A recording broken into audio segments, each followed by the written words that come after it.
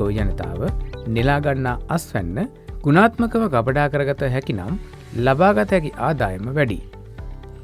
වී ගබඩා කිරීමේදී කෘමීන්ගෙන් සහ සුද්ධ ජීවීන්ගෙන් ආරක්ෂා කර ගැනීමට මෙම ගබඩා ක්‍රමය ඉතාම සාර්ථකයි.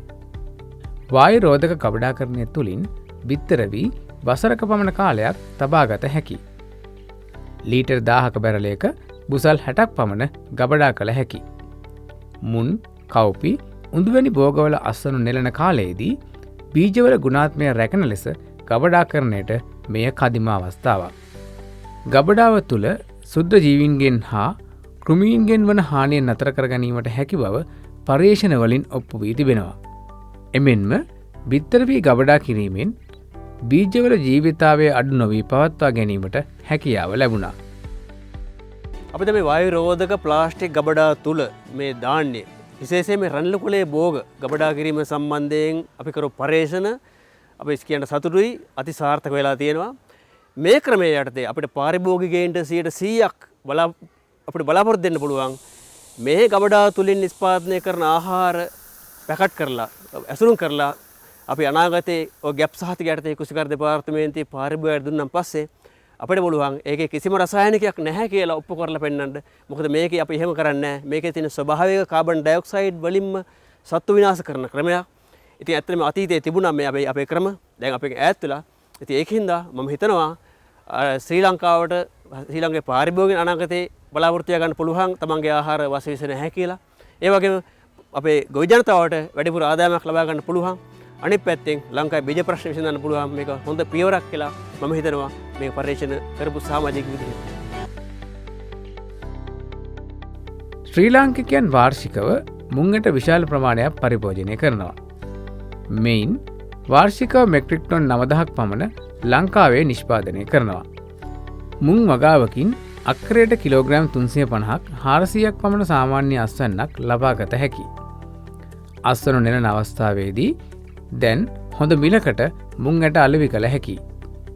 හොඳින් වියලාගත් මුං ඇට ගබඩා කර තබා අලවියෙන් වැඩි මිලක් ලබාගත හැකි. මුං වගාවේ ගොවීන් මුහුණ දෙන ප්‍රධාන ගැටලුව වන්නේ මුන් ගෘහස්ථව ගබඩා කර ගැනීමට ඇති අපහසුවයි.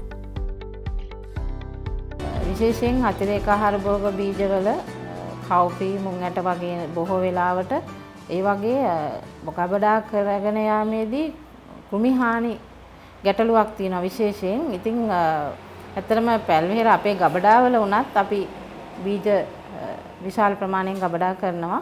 ඒකෙදී අපි දූමායනය කිරීමක් කරනවා. ඒ කියන්නේ කෘමීන් මර්ධනය කරන්න මාස 3කට සැරයක් වගේ. ඉතින් ඒ ක්‍රමවේදයේ ගොවි මහතුරුන්ට ඇත්තටම කරන්න හැකියාවක් නැහැ. නමුත් ගොවි මහතුරුන්ගේ මට්ටමින් ගොවි මහතුරුන්ට තමන්ගේ බීජ ඊළඟ කන්නට අවශ්‍ය බීජ ටික ගබඩා කරගන්න ක්‍රමවේදයක් හැටියට මම හිතන්නේ මේ වායු රෝධක ගබඩා කිරීමේ ක්‍රමය වායු රෝධක ක්‍රමය ඇත්තටම ඉතාමත් සාර්ථකයි ප්‍රයෝජනවත් කියලා මම හිතනවා. මේ නිසා ගොවීන් අස්වනු නෙළුව විගස අඩු මිලට අස්වනු අලව කිරීමට පෙළඹෙනවා. මේ නිසා ඔවුන්ගේ ආදායම අඩු වෙනවා.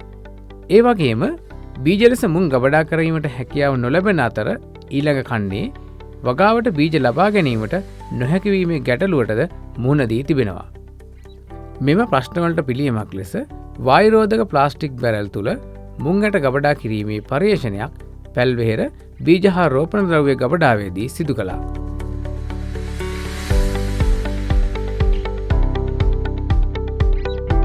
මේ යන්ත්‍රය යොදාගෙන තමයි අපි මේ අභ්‍යන්තරයේ තියෙන කාබන් ඩයොක්සයිඩ් දුයි ඔක්සිජන් ප්‍රමාණයයි මනින්නේ. හැබැයි ඊට ඉස්සෙල්ලා මම පෙන්වන්නම් වායුගෝලයේ තියෙන කාබන් ඩයොක්සයිඩ් දුයි ඔක්සිජන් මේ යන්ත්‍රය අපි ක්‍රමාංකණය කරලා තියෙන්නේ අදාළ කාබන් ඩයොක්සයිඩ් දුයි ඔක්සිජන් ප්‍රමාණයන්ට අනුව. ඔබට පේනවා ඇති මම මේ යන්ත්‍රය ක්‍රියාත්මක කෙරුවහම මේ වායුගෝලයේ මේ මොහොතේ තියෙන ඔක්සිජන් ප්‍රමාණයත් කාබන් ඩයොක්සයිඩ් ප්‍රමාණයත් දර්ශනය වෙනවා. දැන් මම ඔබට පෙන්වන්න යන්නේ මේක අභ්‍යන්තරයේ ඇති වෙලා තියෙන කාබන් ඩයොක්සයිඩ් ප්‍රමාණයත් ඔක්සිජන් ප්‍රමාණයත් මනලා පෙන්වන්න. එතකොට ඔබට පිළිගන්න පුළුවන් වෙයි මේ ක්‍රමය සාර්ථකද නැද්ද කියලා. දැන් ඔබට පේනවා මම මේ ඉදිකටුව මේ බටය තුලින් තියෙන වායු ප්‍රමාණය මනින්න ක්‍රමානුකූලව යවනවා. දැන් ඔබට පේනවා ඇති මේ මොහොත වෙනකොට ඔක්සිජන් 16.2කටත් කාබන් ඩයොක්සයිඩ් 3කට ප්‍රමාණයක් මේක ඇතුලේ අභ්‍යන්තරයේ අන්තර්ගත වෙනවා. ඒ කියන්නේ මේ මොහොත වෙනකොට කිසිම කෘමියකට ජීවත් වීමට නොහැකි පරිසරයක් මේකේ තියෙන්නේ. කිසිම ජීවිකටවත් සුද්ධ ජීවිකටවත් මේ පරිසරයේ ජීවත් වෙන්න හැකියාවක් නැහැ. නමුත් ධාන්‍ය ජීවිතාවයට කිසිම හානියක් සිද්ධ වෙන්නේ නැහැ. මොකද ධාන්‍ය වල ශ්වසනය ඉතාමත් පහළාගේක තියෙන නිසා ඒක ලොකු බලපෑමක් ඇති වෙන්නේ නැහැ. මූඩි අපි විවෘත කරා. දැන් අපි ලෑස්ති වෙන්නේ මේක ඇතුලේ තියෙන උෂ්ණත්වය මනින්න. පරිසරයේ තියෙන උෂ්ණත්වය සෙන්ටිග්‍රේඩ් අංශක එකක් විතර මේක පහළින් තියෙන්නේ. නමුත් ඔබට පේනවා ඇති මේක තියෙන තැන මේ ජනේලයක් අයිනේ නිසා පරිසරයට උෂ්ණත්වයට මේක නිරාවරණය වෙනවා. මේක මීට වඩා අභ්‍යන්තරයේ තිබුණා නම් මීට වඩා අඩු උෂ්ණත්වයක් මේකේ සටහන් වෙනවා. ඒකත් වාසිදායක දෙයක් මේකේ තියෙන සුද්ධ ජීවීන්ගේ වර්ධනය නවත්ත ගන්න. ඔබට පේනවා ඇති මාස 6ක් ගිහිල්ලා කිසිම සතෙක් කෘමියෙක් දිලීරයක් හොයාගන්න බෑ. අර මේකට දාපු ධාන්‍ය ඒ විදිහටම තියෙනවා. මේ පරීක්ෂණය පටන් ගන්න මුල් අවස්ථාවේ අපි සාම්පල් බෝතලයක් අරගෙන මුං ඇට අරගෙන ඒ මුං ඇට වලට අපි මේ ගබඩාවෙන් එකතු කරගත්ත කෘමීන් ඒ කියන්නේ මේ මුං ඇට ගුල්ලා අපි එකතු කරා. එක සාම්පල් එකකට මුං ඇට ගුල්ලන් 50ක් වෙන පරිදි එකතු කරා. එකතු කරලා ඒ ගුල්ලන් එළියට යන්නේ නැති වෙන්න හොඳට සීල් කරලා මේක ඇතුළටම තැන්පත් කරා. මම ඒක අරගෙන පෙන්නන්නම් ඒ සාම්පල් එකක්. දැන් ඔබට පේනවා ඇති අපි ඒ කරපු සාම්පල් එක. දැන් මේ ඇතුළට මේකෙන්ම මුං ඇට අරගෙන මුං ගුල්ලා ඒ කෘමීන් අපි 50ක් දාලා මේ වගේ රෙදි කඩකින් වහලා ඒගොල්ලන්ට ශ්වසනය කරන්න පුළුවන් විදියට මේක සිදුරු සදලා අපි මේක තැම්පත් කරා. දැන් මේ තැම්පත් කරපු එකේ ඔබට පේනවා ඇති මුලදී ඒක හැදිලා කෘමීන් හැදිලා යම් ප්‍රමාණයක් පස්සේ එක කෘමියෙක්වත් හොයාගන්න නැහැ. යම් ප්‍රමාණයක් විනාශ වෙලා තියෙනවා. මොකද මුල් කාලෙදී මේකට කෘමීන් අපි ඇතුළත් කරන නිසා බලහත්කාරයෙන් ඔවුන් යම් ප්‍රමාණයක් විනාශ කරලා තියෙනවා. මම මේ සාම්පල් එකත් එක්ක ඔබට පෙන්නන්නම්. අපි මේ පරීක්ෂණය පටන් ගන්න වෙලාවේදී මම මේ වගේ ටැංකියක් තව පාවිච්චි කරා. ඒක වායු රෝධක නොවන තත්ත්වයට අපි ගබඩා කරා. ඒකටත් අපි මේ වගේ සාම්පල් එකක් හදලා ගිල්ලුවා. මේ වගේ සාම්පල් කීපයක් මේ ටැංකිය ඇතුලේ තියෙනවා. මේ තියෙන්නේ ඒ සාම්පල් එක. ඒ විදිහටම සුදු රෙදි කඩකින් සතුන්ට උස්ම ගන්න පුළුවන් වෙන විදිහටම කෘමීන් 50ක් දාලා අර කාලෙම මාස 6ක් අපි තිබ්බා. දැන් ඔබට පේනවා ඇති එහි වෙලා තියෙන විනාශය. සම්පූර්ණයෙන්ම මුං ඇට හොයාගන්න බැරි වෙන්නම මේක විනාශ වෙලා. සාමාන්‍යයෙන් අපේ සිද්ධ වෙන්නේ සාමාන්‍ය ගබඩාවකදී තෙතමනේ පරිසරයත් එක්ක වෙනස් වෙනවා. හුඟක් වෙලාට ධාන්‍ය පරිසරයෙන් තෙතමනේ උරා ගන්නවා. නමුත් දැන් මේකේ අපි බලමු අපි මේ තෙතමනේ 12ක ආසන්න ප්‍රමාණයකට වේලලා තමයි මේක තැම්පත් කරේ. මේකෙන් ඉතා කුඩා සාම්පලයක් අරගෙන අපිට පෙන්වන්න පුළුවන් තෙතමන ප්‍රමාණය කොපමණ තියෙනවද කියලා. මේ අපි පාවිච්චි කරන්නේ තෙතමන මාපක යන්ත්‍රයක්.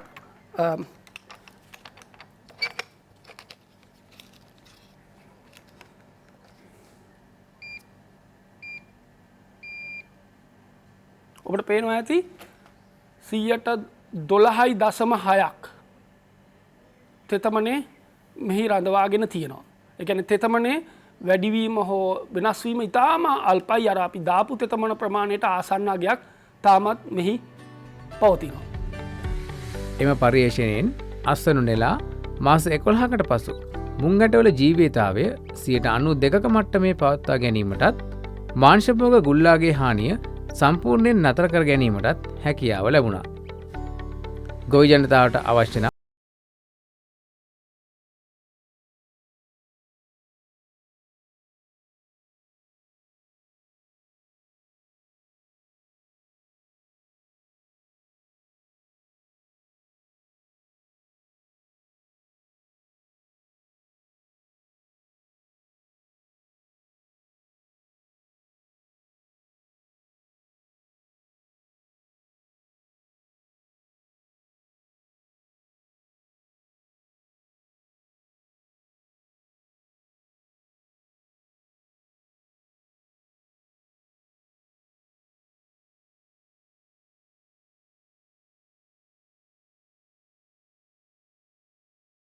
තියෙන තවත් ප්‍රශ්නයක් තමයි රටකඩිවල ජීවිතාවය නැති වෙනවා අසන නෙලාගෙන මාස 2-3කින්. ඒකටත් ඉතා හොඳ ප්‍රතිකර්මයක් විදිහට අපි කල්පනා කරනවා වායුරෝධක ගබඩාකරණය. මාස 3-4 ගියාට පස්සේ දැන් මෙහි අභ්‍යන්තරයේ තිබෙන තත්ත්වය ඔක්සිජන් ප්‍රමාණය 8.6කුත් කාබන් ඩයොක්සයිඩ් 8.8කුත් මේක ඉතා විශාල ප්‍රමාණයක්. වායුගෝලයේ කාබන් ඩයොක්සයිඩ් තියෙන 0.0 0.1ක ප්‍රමාණයෙන් දැන් මේ ඔබට පේනවා ඇති 8.6ක් දක්වා ප්‍රතිශතය ඉහළට ගිහිල්ලා තිනවා කාබන් ඩයොක්සයිඩ්. එතකොට මෙහි කිසිම ක්ෂුද්‍ර ජීවියෙක් එහෙම නැත්නම් කෘමියෙක් ජීවත් වීමේ අවස්ථාව ලැබෙන්නේ නැහැ. දැන් මේක අපේ පර්යේෂණ කටයුතු තාම දිගටම කරනවා. මාස 4කින් 5කින් අපි මේක අරගෙන ජීවිතාවය පරීක්ෂා කරනවා. අපිට ජීවිතාවය තාම මේ පර්යේෂණ කටයුතු නිමා කරන්න අපි බලාපොරොත්තු වෙනවා මේක ජීවිතාවය හොඳ තත්ත්වෙන් තියෙනවා කියලා. ඒ නිසා මම හිතනවා රටකජු සඳහා වායුරෝධක ගබඩා කරන තත්ත්වය ඉතා හොඳ ක්‍රමයක්. වායුරෝධක මෙම ගබඩා කරන ක්‍රමය මගින් පසුවස්වනු හානිය අවම කර ගැනීමටත් ගුල්ලාගේ හානිය අවම කර වියලා ගබඩා කිරීමෙන් වැඩිමිලක් ලබා ගැනීමටත් තමන්ගේ බීජ අවශ්‍යතාවය සපුරා ගැනීමටත් ගොවීන්ට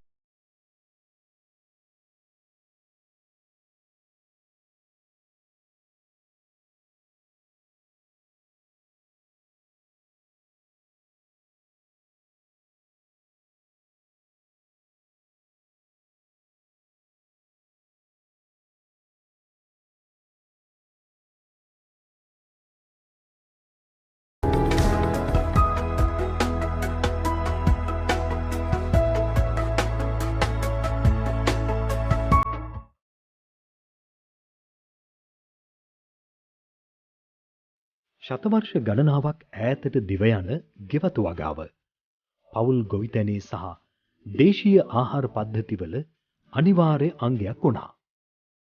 මේ නිසාම ගෙවතු වගාව ලොව පුරා ඉපැරණිම ස්වයංපෝෂී වගා ක්‍රමය ලෙස සලකයි. එසේම නවීන කෘෂිකර්මාන්තයේ ආරම්භය ගෘහය වටා ඇති කුඩා ගෙවතු බිම් වලින් ආරම්භ වූ යපුම් නිෂ්පාදන පද්ධතියේ පුළුල්වීමක් ලෙස සලකයි. ගෙවත්ත බොහෝ සංවර්ධනය වන රටවල කෘෂිකර්මාන්තයේ සහ ආහාර නිෂ්පාදන ක්‍රමවල ප්‍රධාන කොටසක් වන අතර ගෝලීය ආහාර අර්බුදයකදී පවා මිනිසාට සහ සතුන්ට ආහාර හිඟතාවක් නොමැතිව ජීවත් විය හැකි එකම ස්වයංපෝෂී පරිසර හිතකාමී වගා ඒකකයේ ලෙස අවිවාදයෙන් යුතුව හැඳින්විය හැකියි.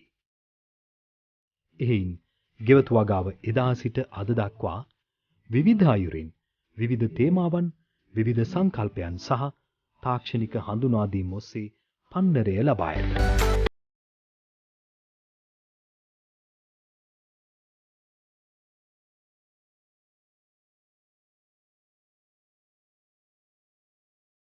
ගෙවත්ත ගෙදරින් එළියට බහිද්දී අප පාතබන මිල කළ නොහැකි බිම් කඩයි.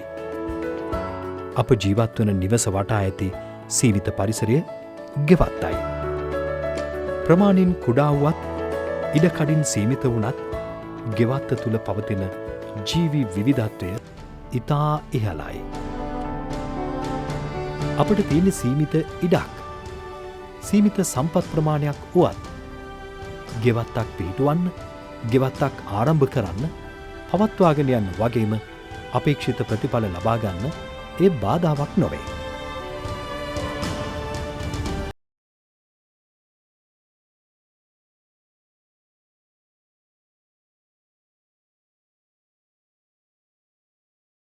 ලබා දෙනවා. කඩපිලෙන් පොලෙන් ගන්නා ආහාර සමග ගෙවත්තේ ආහාර සමකල නොහැකි.